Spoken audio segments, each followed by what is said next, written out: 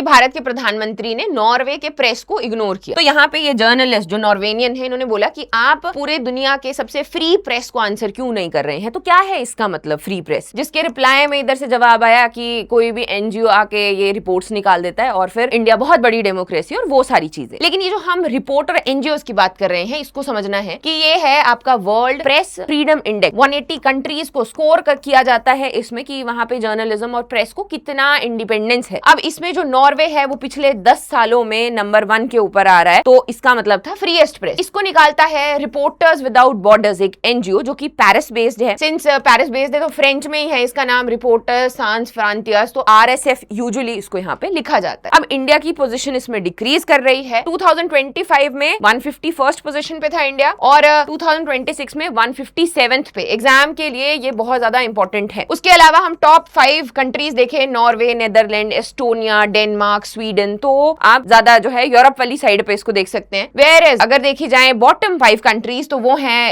Eritrea, north Korea, China, Iran और Saudi Arabia, जहां पर इंफॉर्मेशन के ब्लैकआउट भी देखे जाते हैं। तो इस इंडेक्स के हिसाब से पिछले 25 सालों में पहली बार इतना कम एवरेज स्कोर देखने को मिला है, यानी कि जो मीडिया है वो काफी ज्यादा कंट्रोल्ड है। स्पेशली मिडिल ईस्ट और जो नॉर्थ अफ्रीकन नेशंस हैं, वहां पे तो स्पेशली वेरी सीरियस एनवायरनमेंट है रिपोर्टर्स के लिए, या फिर इसको रेड जोन में डाला गया है। अब बहुत बार कंट्रीज क्वेश्चन करती है कि कैसे नापा जाता है इस इंडेक्स को, इसके पैरामीटर्स क्या हैं। तो वो थोड़े से अभी वेग दिए गए हैं, जैसे कि सिस्टमैटिक कैप्चर, लीगल वेपनाइजेशन की लीगैलिटी को वेपन की तरह यूज करना पाकिस्तान में बहुत बार कर देते हैं। रीजनल ब्लैकआउट्स देखे जाते हैं। जो जर्नलिस्ट हैं उनके खिलाफ वायलेंस, बहुत से आपने सऊदी में केस देखा था कि कैसे उनको जर्नलिस्ट गायब ही हो जाते हैं। Weaponization of national security laws, और फिर साथ ही में जो मीडिया ओनरशिप है वो कहीं पे कंसंट्रेटेड किसी व्यक्ति के पास में होना, तो इन सारे आधार जो है इन्हीं के ऊपर ये रखा जाता है। अब सवाल ये उठता है कि क्या ये बायस्ड है। देखो बायस्ड तो नहीं है, लेकिन जो सवाल उठता है वो है मेथडोलॉजीज पे कि कैसे ये इसको नाप सकते हैं। यहाँ पे नीति आयोग की वेबसाइट पे अगर देखा जाए तो उन्होंने बड़े डिटेल में बात की है कि देखो इनकी छोटी सी पॉपुलेशन है, हमारे यहाँ पे डाइवर्सिटी बहुत ज्यादा है, बहुत बड़ी एक डेमोक्रेसी है, तो इसमें कुछ चैलेंजेस है। जैसे कि इन्होंने बोला कि पॉलिटिकल कॉन्टेक्स्ट होता है, ये 5 पैरामीटर्स हैं, ओपेक रखे हैं इन्होंने, कि political framework, legal framework, economic, socio cultural और सेफ्टी ऑफ जर्नलिस्ट, ये इसमें 4-5 आपके पैरामीटर्स है। लेकिन कैसे मेजर कर रहे हो, जो लोग हैं वो कौन से हैं, आइडियोलॉजी के कौन से हैं। एक और जो बात बार बार बोली जाती है वो ये कि ये ना जो